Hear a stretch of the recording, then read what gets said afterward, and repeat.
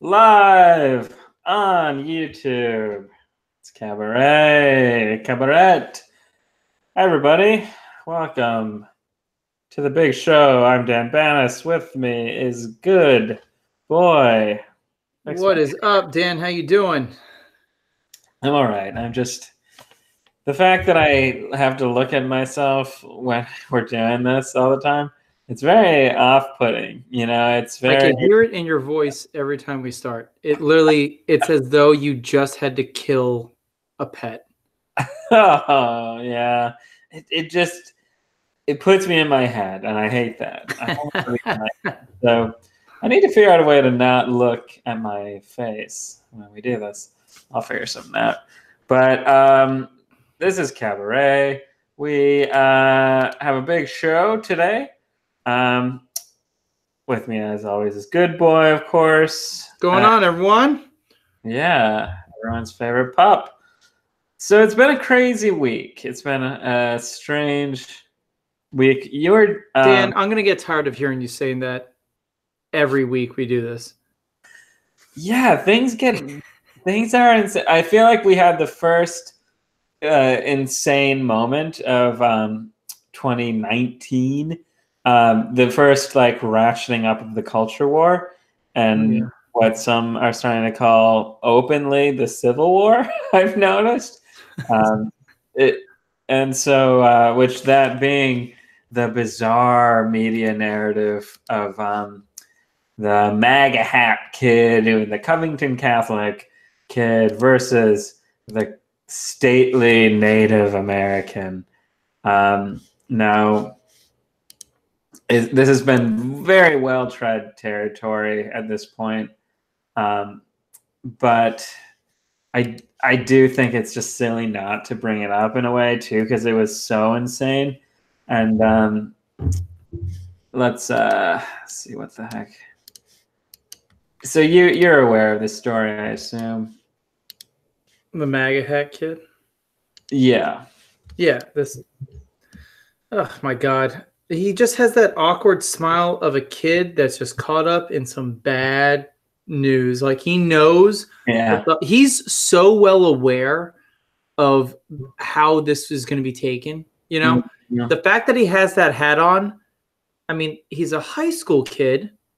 You know, he has the same sort of dumb smile you have on your face at like a dance when a girl tells you, no, I'm not dancing with you. Like, you know, everyone's laughing at you to begin with because you have that hat on. And now you have a Native American man, an elderly Native American man, banging a drum literally in front of you, not breaking eye contact. That's just weird. And by the way, if you show up to a rally, you're just weird to begin with. Right. So, and he knows that. He's there with his school. So it's not like he's like a legitimate protester. This guy shows up everywhere. He went to, what was the other place where the pipeline was? The Dakota pipeline? Right. Yeah, this Nathan Phillips guy. That's what we're finding. He's like an activist. He's a left-wing activist. The Dakota Access Pipeline? That's the one. And he was there too. This kid isn't showing up to, you know, the inauguration or anything like that. This is just a kid, you know. He's just went with his school. You know, I know plenty of schools that do something like that, you know. Yeah. Apparently he, just a day earlier than this event took place, he tried to disrupt mass at the National Shrine in D.C. Like, he's an activist. This is what he does. He goes places. He bangs. He's an activist. That's what he does, you know. He interrupts weddings and stuff like that, too. It's a classic left-wing obnoxious person. Right. Is there anyone here who wishes to speak out or forever hold your peace if you do not wish to see Eric and Jennifer wed, and he steps forward and goes, "Get off my land"? I know. That's fucking crazy. It is an insane story. I don't want to go into it too much, just because the thing that really struck me is, though, like, so I don't normally go down like so we were talking about Owen Benjamin earlier, and how he's kind of gone on, he's embraced his spiritual side a bit lately, and he's talked a lot about like Satan and stuff like that. not stuff I'm super aware of. I was raised Catholic, but I'm very lapsed, like many Catholics. Yeah, as the phrase goes, you happily forget, right? Right. Like the Covington Catholic kids probably will be in 15 years' time. But If not already there, because I wish yeah. I had the internet that accessible as a kid. So Yeah, but just figuring out how to like access Ask Jeeves at that point in my life. So yeah. But Owen is embracing Christianity, at least, which I think is cool. You know, I have nothing against Christianity at all. I think it's pretty great. And but he talks about what I was saying. So I've like read a little bit about just like the ideas that he's of like good and evil and stuff like that. And what struck me about this Catholic Covington event is that the media story would be literally satanic from like the way that they describe this stuff, because it was a literal inverse of the truth.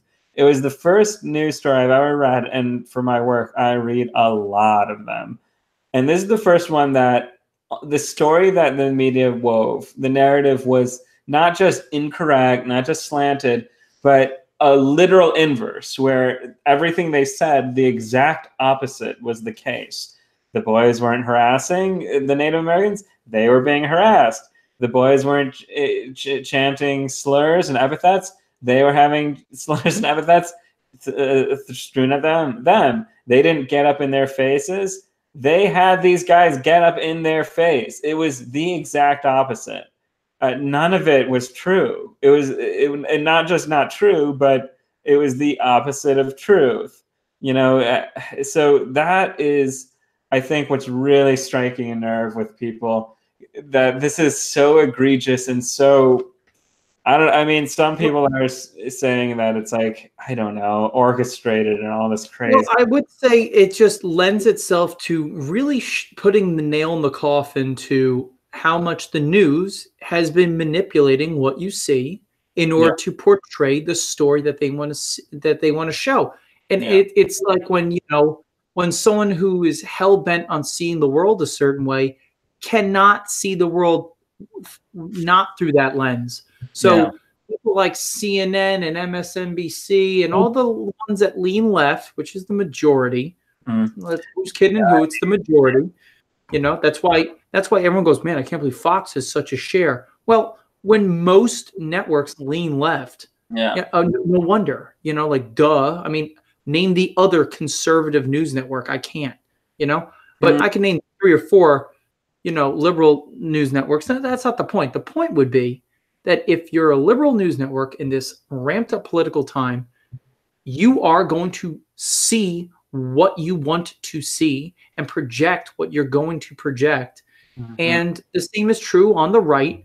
But I think this was really egregious. It was lazy. And you can get away with lazy storytelling, so to speak, because of how much people lap it up. And you know what? You had news anchors all over the news say, man, we really jumped the gun. We really jumped to conclusions, blah, blah, blah. This story is less about this poor kid who was put in a weird position, a bunch of goofballs. If you ever hung around a high school kid, this kid's probably 15, 16 years old.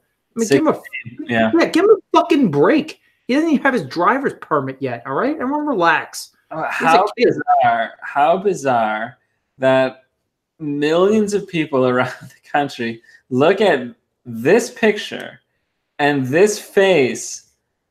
They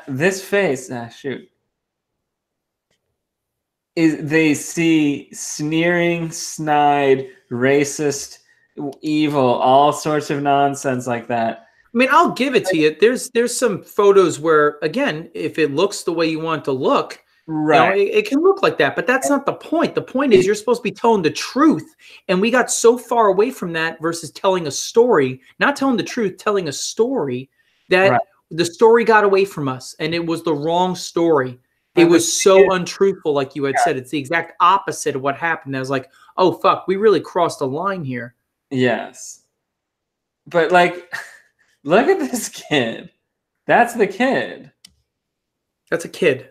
That's him. Like That's a kid. the douchey, racist, whatever that people wanted to say. Yeah, this is essentially, you know, what was his name? Duke. What's his name? David Duke. What was his name? David Duke. Yeah. Right. That's essentially David Duke reincarnate. You know, as a young kid here.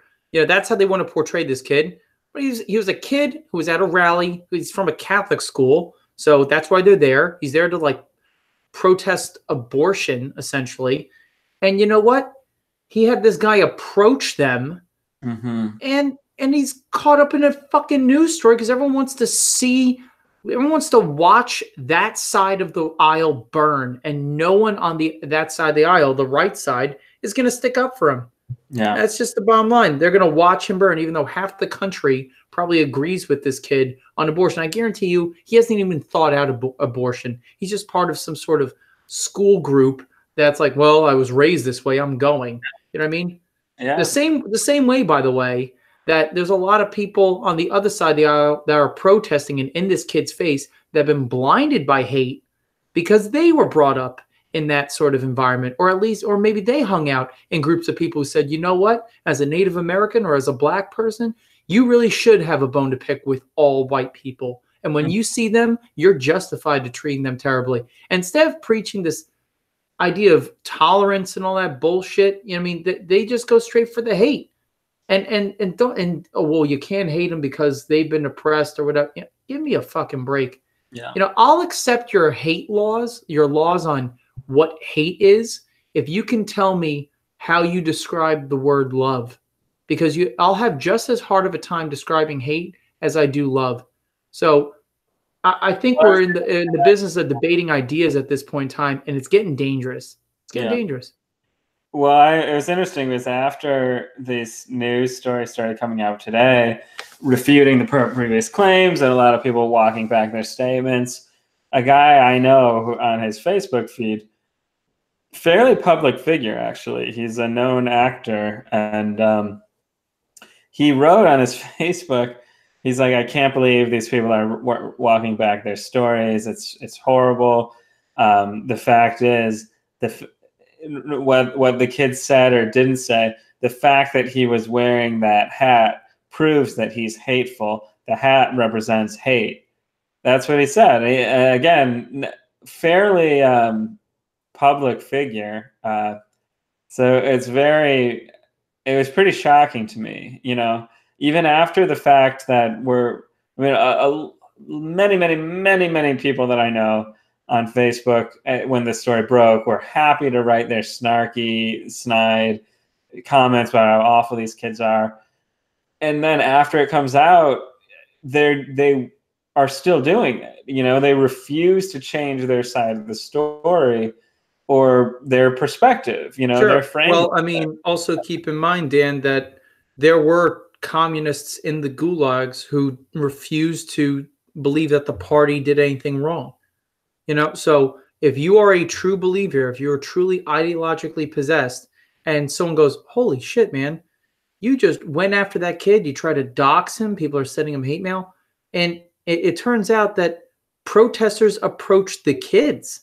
And this kid was, by the way, the kid wasn't shouting anything. The kid stood motionless. He was frozen and just kind of stood there respectfully, as respectfully as anything else. And someone had a good point. I think it was Rogan, maybe. I could be wrong. But someone said, hey, did we forget that that's a grown, older man who's approaching this young kid? And we're upset at the kid right now? Well, no, these are racist people that we're dealing with who, you know, can only see an older Native American guy in his garb as a good guy and a young white kid with a Trump supporting hat as an evil racist. So, you know, they're racist people, plain and simple. And, well, even if, and I'm going to play devil's advocate here, even if you want to say, well, you can only be racist if you have power and privilege, I would say, fine, but you accept racial bias, correct? And they would say, sure, but racism isn't. And I would say, yeah, I get power and privilege. But don't you see the evil that's implicit in racial bias? And that's what we see here, regardless if you're a far left, ideologue or not. That's racial bias right there. And racial bias makes, people make mistakes with racial bias. That's the problem in the justice system, that even as someone who's in the center like myself, I could say, yeah, maybe we should take a look at that. I don't know. I don't know enough to kind of nail something down to that extent. However, it is clear that if you start categorizing people in groups, you're going to make mistakes and things get dangerous. Yeah. Just open a fucking history book. I mean, it's more than enough examples. Well, I'll tell you, good boy, I would love to be in the center or even, on the left in some capacity, but they make it impossible. I'm no longer in the center. I'm on the far right now, thanks to them, right? They make it impossible by lying all the time. And I don't mean to say that they're racist, to be honest. A lot of them are, for sure. They are. But they're just wrong, and they refuse to acknowledge when they're wrong. They refuse to acknowledge that a 16-year-old kid wearing a Trump hat, a MAGA hat, is not necessarily a bad person. And you can't just look at a picture of him and think that's a bad guy. That's insane. So, that's what we're dealing with. It's really crazy. And Tim Pool said that he considers this a pretty severe escalation towards a civil war. And, it's still January. And this is, I would say, this is the first real moment of the year that we've seen something that I think could be considered an escalation in that capacity. I think he's probably right for the reasons that I laid out. This was more clear propaganda than I think I've ever seen in mainstream media, wherein it was a literal inverse. It was an inversion of the truth. It wasn't just misleading. It was an inversion of the events that occurred. So, I don't know what that means. I don't know what it means that about civil war, what have you. But these are tactics that you see in war, Absolutely. And I would also point out that, well, what's the alternative? People have been not paying attention to mainstream media, i.e. cable. Yeah. Right? So people are following and getting their news from people like Philip DeFranco, who retracted his shit, and people like Joe Rogan, who have millions of followers and probably have more, readership, so to speak, than most mainstream news networks now. But here's the downside to that. If you think we can't trust mainstream news networks because of corporate interest and whatnot, well, at the same time, Philip DeFranco is not a journalist. You know what I mean? And at the same time, all these people are biased. And what's worse is that it's not as though you're flipping through channels and you have to pass CNN in order to get to Fox. It's that if, according to algorithms, if all you listen to is the Young Turks and stuff like that, that's all you're going to see on the internet. It's keeping people in bubbles, which means people cannot rationalize different opinions the way they used to. I was telling someone I worked with, I said, hey, it's the craziest thing. You got into fights the first 2-3 days of summer camp because you didn't get along with everyone, but you realized that you had to because you were stuck with them. We didn't have the cell phones. We had to play with each other, or else it was going to be a really long fucking summer. So you got along with people because you had to. We had these certain people skills that other people don't. Now, don't get me wrong. I also love to avoid people and do my own thing because it's just easier. But I also learned that, hey, that kid that was bullying me the first 3 days of camp, by the end of camp, me and him said goodbye to each other. Yeah. You know what I'm saying? We had to get along. And I don't see that anymore where people are like, look, I get it. You believe this. I believe that. I heard all of it during Bush Gore. where we hated each other. Oh my God, how could you vote for Bush? How could you vote for Bush? How can you vote for Gore? He sounds like a robot, blah, blah, blah. And we would give each other bullshit at the barbecues and the family get-togethers. But you know what? We loved each other. We said goodbye at the end of the night, and we wished everyone well. And we, there's no ill will. Yeah. But holy smokes, when you say a real separation, a civil war, I think this is an ideological war that's been cold, that's going to spring hot. I don't know how. Yeah. But it reminds me a lot of the Protestant Reformation, where you have Protestants and Catholics that are squaring off against each other. Is that you? Yeah, 1 second. I'm sorry about that. There we go. Okay. Anyway, yeah. You were saying about the Protestant. Yeah, it's like, it's like an ideological civil war. You have people that have broken away from tradition, and you have people that are steeped in tradition, and then you have people that have broken away from that. They're challenging the authority of the standing traditions and the normalities of everyday life and society. And to this day, there are neighborhoods where Catholics can't go to and where Protestants can't go to in certain places around the world. Yeah. So I see what happened in Europe happening in the United States right now. Ideologically speaking, I think there's this Marxist, postmodern, radical leftist, progressive group. And I think there's this conservative, traditional, live and let live, more libertarian, less radical. And I also think there's a radical right wing to speak of, but they make up such a small portion, and they aren't nearly, they're not even close to as loud as the radical left.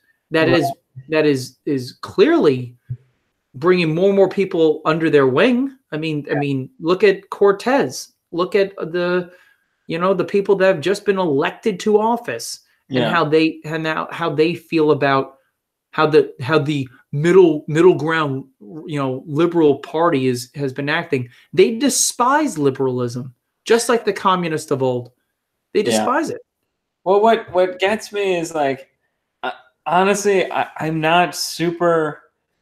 I never had super strong opinions. Like, I always felt like, well, lower taxes is probably better. I think, government doesn't do things very well. I understood the arguments people made about, like, the DMV doesn't work very well. The post office is, pretty unnecessary. A lot of these government, I had a pretty poor experience with public education, so I always thought this stuff was kind of nonsensical, and I am very opposed to these crazy wars. So I was always against, like, big government leftist policies. But at the same time, I was like, hey, sure, if you can have tax brackets that work and that's what you guys want, and we're, strong unions, I never had a problem with that stuff.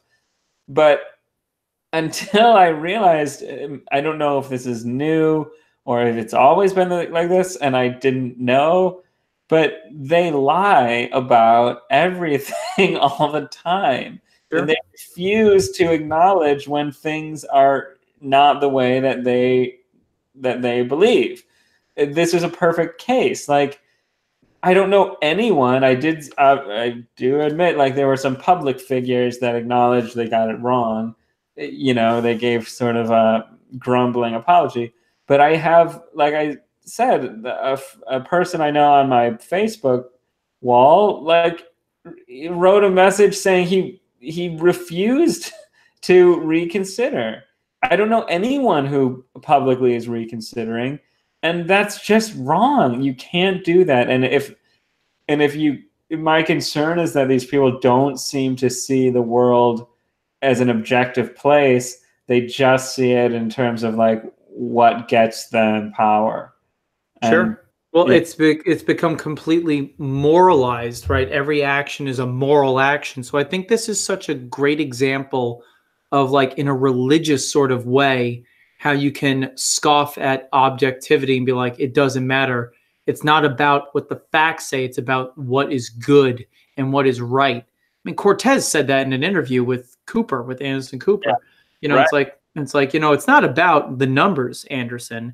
It's about I'm the one making the right choice. Right. And it's like, well, that's fucking ideological now, isn't it? And that's what they're talking about. You know, Google said the same thing, I think. Well, I think it was Google, where it was like, yeah, you know, people say we may be censoring people, but we're making the right choice, the good choice, the moral decision. And companies shouldn't be fucking telling me what is moral. Well, just look at how Gillette's taken flack from that. You know, it's the moral thing. And that's the point. If I don't have to worry about the world as an objective sort of place where there, you know, I can say, yes, this is up and this is down. It just comes down to what is good and what is bad. Well, I think this was a great example for those on the far left to put their foot dig their heels in and draw a line in the sand and be like, I know that this wasn't what we said it is, but I am letting you know that I still stand by the quote unquote good decision. Mm-hmm. And I think it's like virtue signaling to not back down from this. I think they believe it. I think they know for a fact that this kid did nothing wrong. And I think they don't care. What they care about is the right thing. Yeah, I mean, I think they're able to justify it in their minds. And I do see more and more people purposefully or willfully, I think it's like willful ignorance. They're just really capable of deleting things from their view that they don't, that conflict with it, that they don't want to acknowledge. And I guess that's just the way people are. I don't know. I mean, I see that more on the left these days. Granted, I do see it without a doubt, though, Dan. Without a doubt, I think you would have to be blind to say the right has been more egregious with that. For sure, I see it with people on the right, and I have a friend who's a Scotsman who recently became a U.S. citizen. Who, you know, he's a very right-wing fella, very conservative, very gregarious, friendly guy, deeply into right-wing conspiracies, though. And for a long time after Trump was elected, every day he would comment, ho, ho, ho, did you see the news? And it was always about how Hillary's on the ropes and she's going to be found for all her crimes, and Obama is going to finally be taken in for, you know, Fast and Furious, and Hillary for whatever number of horrific events she's taking part in. And it's all coming out. And you mean like starting a war in Syria? Well, there you go. And like arming the people that were killing our troops like 300 miles away. Yeah, you know, things like that. About Libya, and till he was sodomized with a bayonet to death. Yeah, and like laughing about it. Right. Maniacally. Yeah. So anyway, he would keep coming in, and I was like, geez, okay, you know, well, we'll see. Every day I was like, we'll see.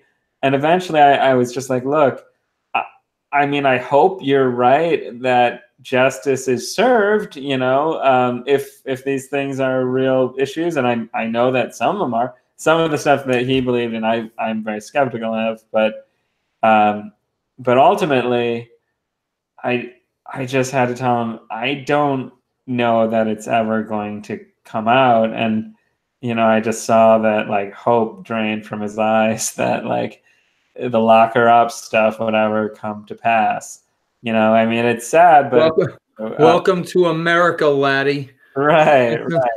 But the point is, I've seen people on the right who had sort of a willful ignorance, thinking that Trump coming into office would just turn everything upside down into a magical world where everything is just again.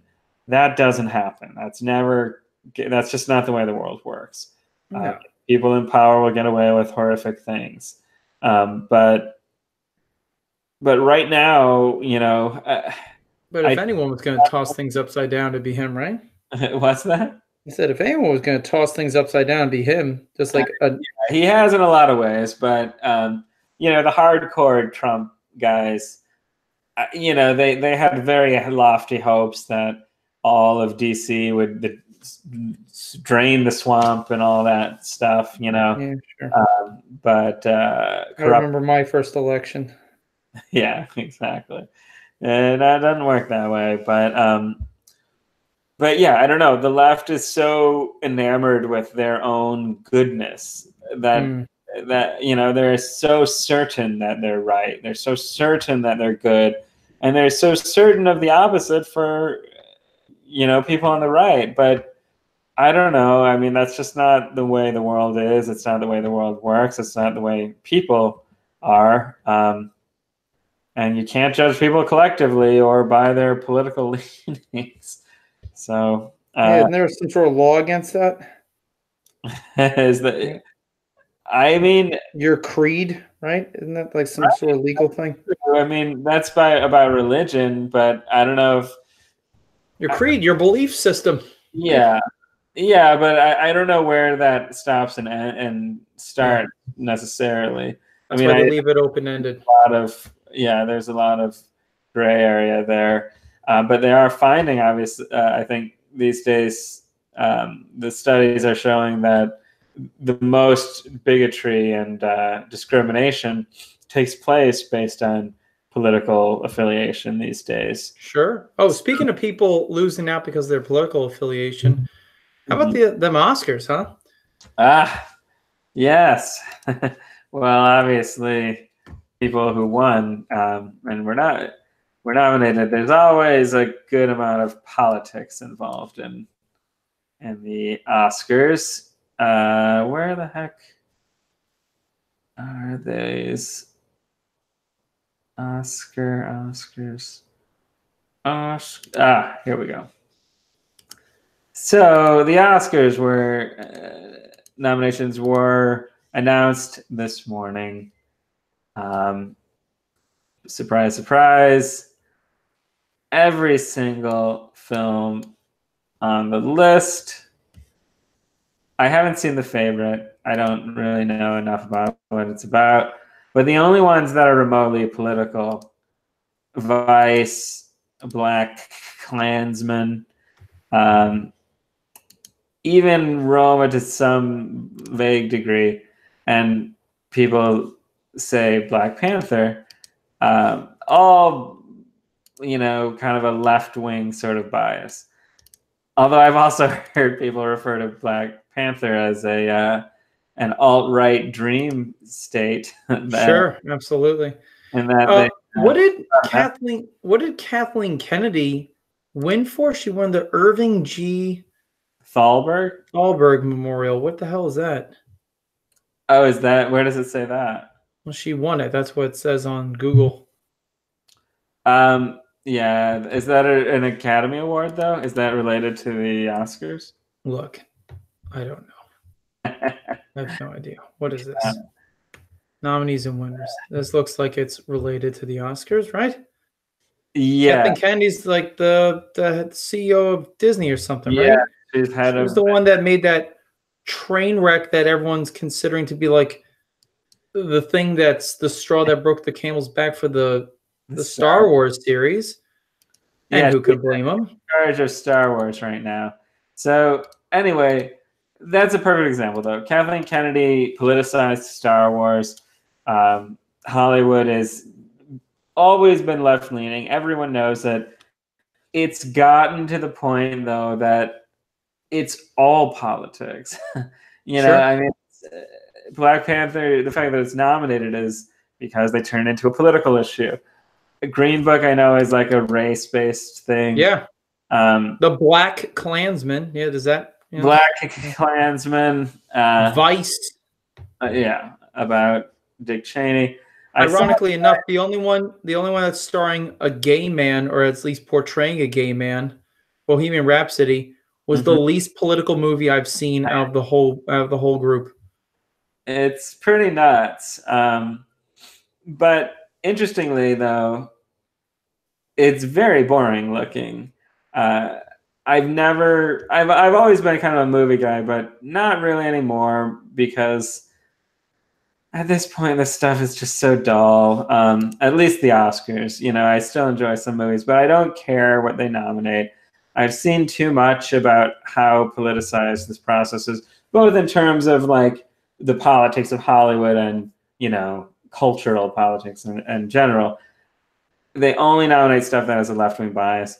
Now they can't even find a comedian that they deem inoffensive enough to host, because they can't, I mean, any comedian who's decent is going to have to make jokes at their expense at some point, and they just can't handle that anymore.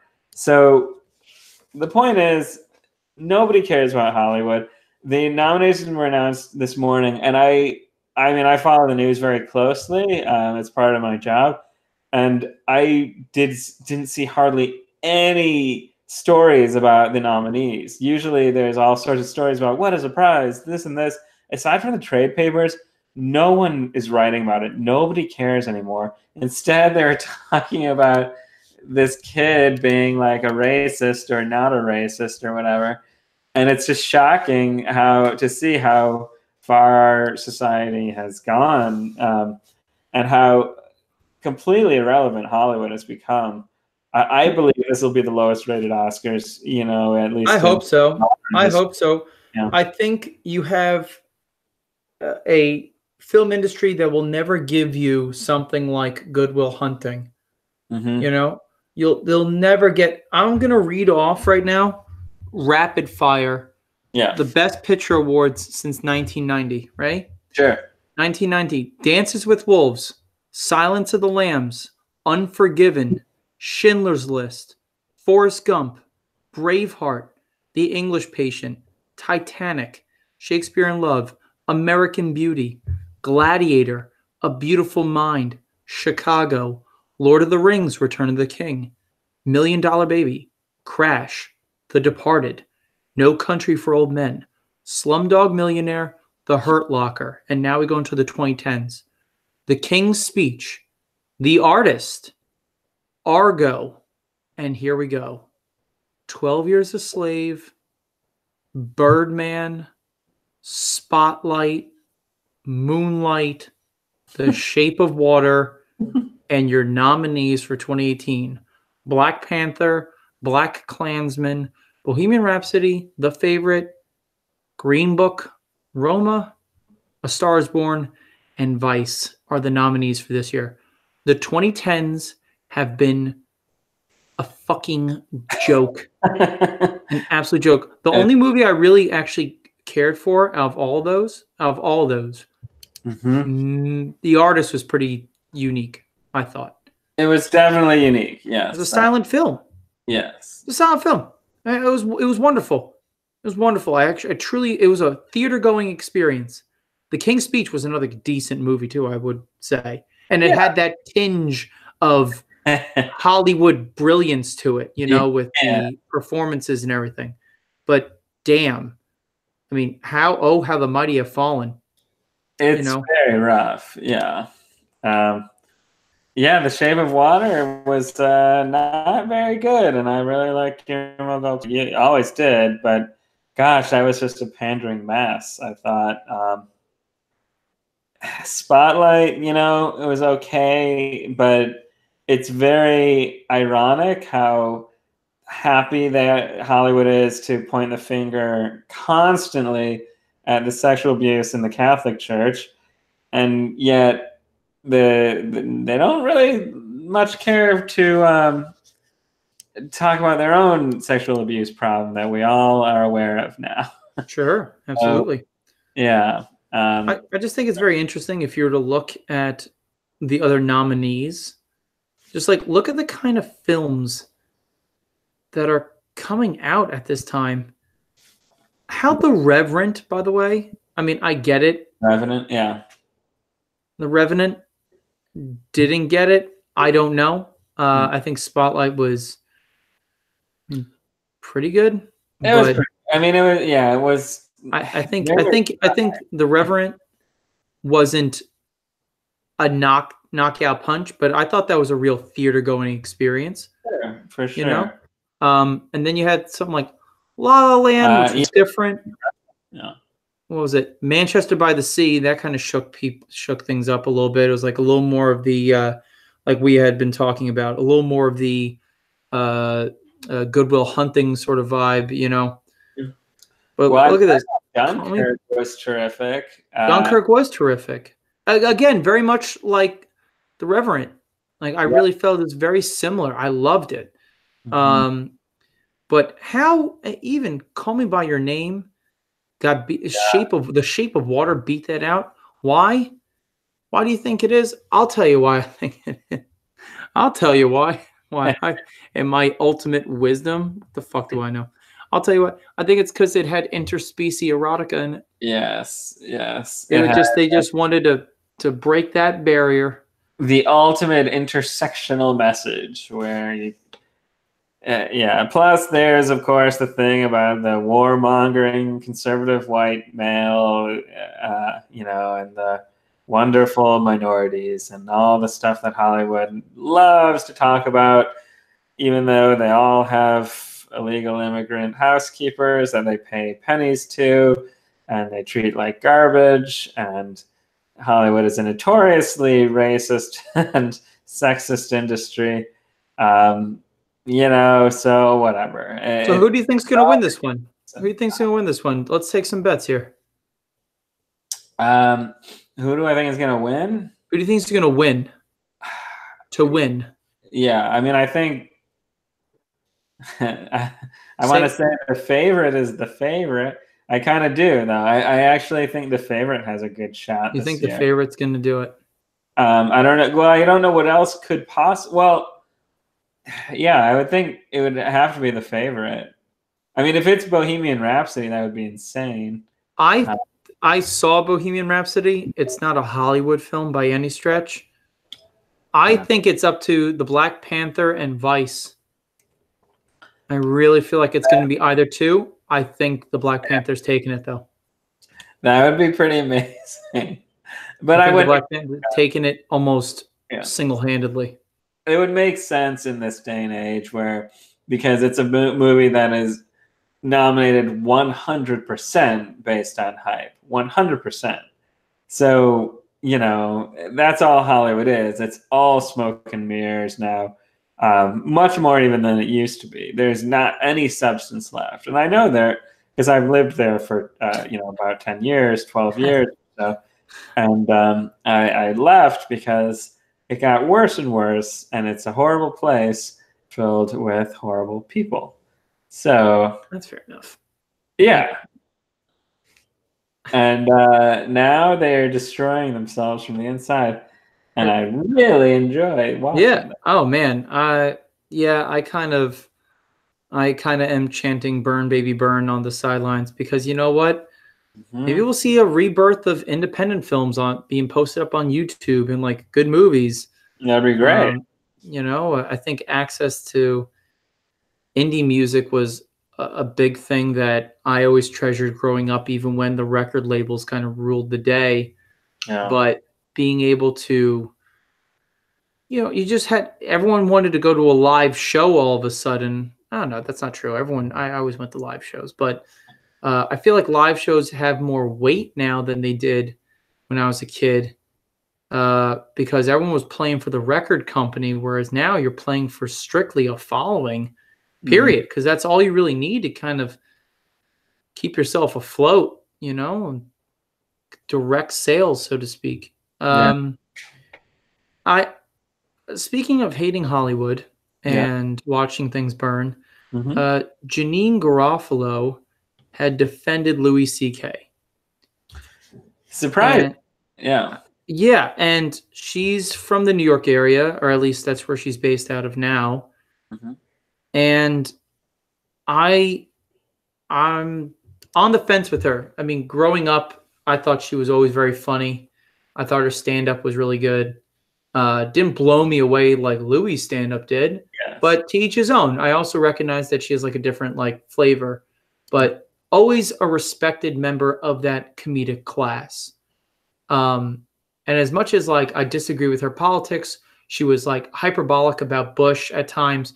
And at the same time, even when I grew to be very anti-war, I still think that some of the things she was saying was a bit over the top. But you know what? She's entitled to her opinion, and I'm not going to blame her for that, or at least attack her for that. However, all that being said, if I'm critiquing her, I'm like, yeah, maybe she toes the party line a little too much. She definitely didn't do that now. So I'd like to play that clip and see what we think. Yeah, let's do it. All right, here, I'm going to... I haven't seen anything about this yet. Well, let me screen share here. Get this It'd be really great to see a comedian who says something that I don't despise in this day and age. Well, it is a bit of a dialogue, and we'll see how this goes. Okay.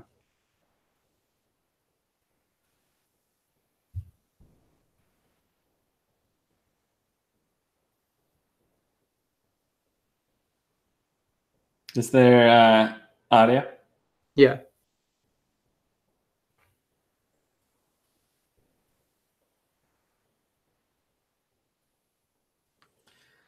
Yeah, I used to have quite the crush on her back in the day, you know. Yeah, side note, definitely.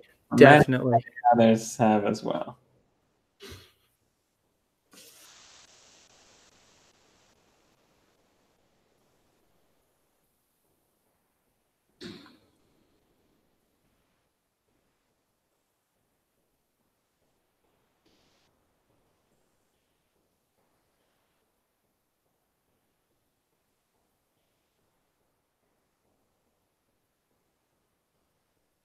Do you hear that condescending exhaust from the host? Well, I can't. There's no sound. I can't hear it. Oh boy. Well, then I don't think anyone else can be able to hear it. Yeah. Oh boy. Well, I think if I unplug my headphones, you'd be able to hear it. I think so. Yeah. All right. So maybe I'll do that real quick. Let's see if that's gonna fix anything. Okay. Let's jump back here a little bit. Okay. Can't hear anything, can you? I can't. No. All right, technical difficulties. I don't think an article up. We can, if you want, we can just pull that up. Which one? An article about this event. Yeah. I think actually, if I was to unmute change my microphone, I could do that. But I'm not too sure how to do that. Doesn't matter. There you go. Let's get that up. Cool. Janeane Garofalo on Louis C.K. I don't believe in kicking a person when they're down. Yeah, that is pretty much the gist of what she was saying. Which is, I think that's a nice thing to say. We'll see what else. I will say, you know, she's a much older woman than she used to be. Yeah, she looks rough in that one. She looks like she would, you know, she's like someone that survived the Dust Bowl. But maybe the editors of Vulture were like, "Oh, she's supporting Louis C.K. Let's find one of the least flattering pictures of her we ever could possibly find." Okay. As the debate continues around whether or not Louis C.K. blah blah, wake of his sexual misconduct, one of the comedian's longtime friends come to his defense. Garofalo was asked by host Emily Rems and Callie Watts about how the hashtag #MeToo movement has affected the comedy world, which led to a very tense discussion. When it comes to the Me Too movement, says Garofalo, I think it's okay to question the source. It should transcend gender. It's human rights, because if you don't, anyone can be accused of anything at any time. And if you're not allowed to question that, I can say right now, I've got pictures of you molesting a child. Don't question me. You know what I mean? Don't question the questioner. And it's a Twilight Zone episode. And I think in any movement for human rights, you've got to transcend gender. You've got to consider who's making the accusation, why and when, because it matters. Then the subject of CK entered the discussion. Leave Louis CK alone. Enough with that. And again, there are so many issues we got to be motivated on. He's been my friend, and I stand by that. He's been my friend since 1985, and I think he has suffered. And when he performs at the Comedy Central and people get all irate, if nothing else, care about his daughters. If nothing else, if you can find no compassion for him, which I think you should, think about how his daughters who hear all this stuff feel. Why don't you leave him alone for them if you're so women empowering? The host then took issue with Garofalo's point about CK's daughters, tense exchange followed. Because you don't understand what it's like to be a public pariah, because it's not happening to you. You don't understand what it's like to have people in the street yell things. But he chose to be a public person, and then he chose to take advantage of that. Also, I don't think you know the full story, and nobody talks on stage in their stand-up more than him about everything he's ever done throughout that whole time. I don't want to get caught up in this, because clearly you take a strong position on this, and it doesn't win me any friends. This is like talking about Israel. But I do believe when you're a friend with someone, and if you think that they have suffered, I don't believe in kicking a person when they're down. Can I just point out, I wish it was like talking about Israel. I've never had a conversation about Israel that was that tense, to be honest. But I have questions. I'm not Jewish, and I find Israel very fascinating in the whole Jewish experience. But anyway. Yeah, for sure. Garofalo goes on to note, well, skipped on the end, that there will be nothing but vitriol coming at me about this, and it's so easy to get mad at these things and then lose sight of other things that impact our lives. When the hosts again note that they can juggle multiple issues at once, Garofalo tells them that CK is paid heavily, and his family is paid heavily. When the host takes issue with CK performing at comedy clubs like The Cellar, Garofalo says, oh my God, do you know how much offensive material goes on at the Comedy Cellar? You know what? If you don't want to listen to him, get up and leave the room. You are acting like Mussolini has walked into the room, and it is not. This is a human being. My God, Janeane Garofalo is an alt-right, anti-Semitic, misogynist, hateful bigot. That's what I'm taking away. Well, clearly she's a rape apologist. Obviously.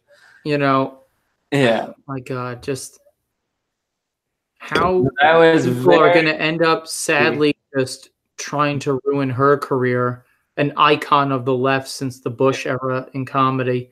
Very refreshing by Janeane Garofalo. And honestly unexpected. Completely unexpected. I don't know, slanted perspective, but I don't know. It's surprising coming from, she's definitely very much of the left and the Hollywood left thing, which is kind of smug at times. But it really says a lot about her character that she's sticking up for her friend in this time. A guy who is, at the end of the day, I think at this point, being very unfairly maligned, or at least from as far as I can see. I don't know the whole story, but it appears to be that his punishment by this point is wildly out of whack. And I know for sure that this was part of a long-term plan to take him down, because I remember hearing mutterings in the stand-up comedy world years before about this, and I know people who really worked hard to try to expose Louis C.K. and get him ostracized. So that there could be more room at the top. I guess so. You always got to take out the king, Yeah, for sure. Yeah, that's pretty wild, man. I mean, I get it, but damn. Yeah, well, great for Janeane, though. I'm happy to hear that she still has a common sense and a mind and dignity. Well, I think at the end of the day, she's a comic. She's a stage club comic. You know what I mean? She does some acting, but she's a comic. And I think if you're a comic, if you're a club comic and not someone like, holy shit, did you hear the conversation with Judd Apatow, Pete Holmes, and you finally had Jim Norton. They came on Jim Norton's show, his radio show, and Jim stood up for Louis. And look, I also want to point out that, like, I think asking to jerk off in front of a woman is fucking gross, and it's not my cup of tea. But you know what? A lot of people do a lot of weird shit, and you know what? I get it. There's some pressure when people are in a higher level of authority than you, But like Janeane expresses in that interview, which I've listened to and I encourage everyone to, it doesn't work that way. Like Louis isn't pressuring people. And she goes, well, you don't know that.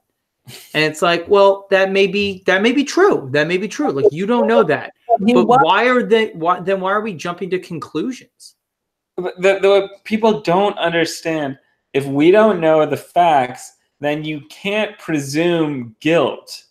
You can't. Exactly. That's not the way it works. You can't presume the worst case scenario is true. And that is fundamental to a liberal society. So these people claim to be liberal, but that is the crux. That's the linchpin. And I'm not going to give an inch on that because I can't. We can't. We can't give that. So. Yeah, I couldn't agree more. Because once we give that up, we're in deep shit. We're in big trouble. Right.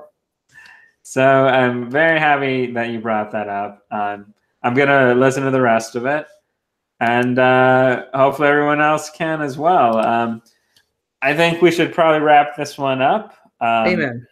Yeah, I think we covered some good territory. Hope you guys enjoyed it as well. By the way, I apologize for the bizarre mess all around me. I'm moving out, so my apartment's a disaster. But you'll be in the compound soon enough, right? Soon enough. I can't wait. All right, guys. Take it easy. See you later, good boy. See you later, everyone. See you, folks. Bye-bye.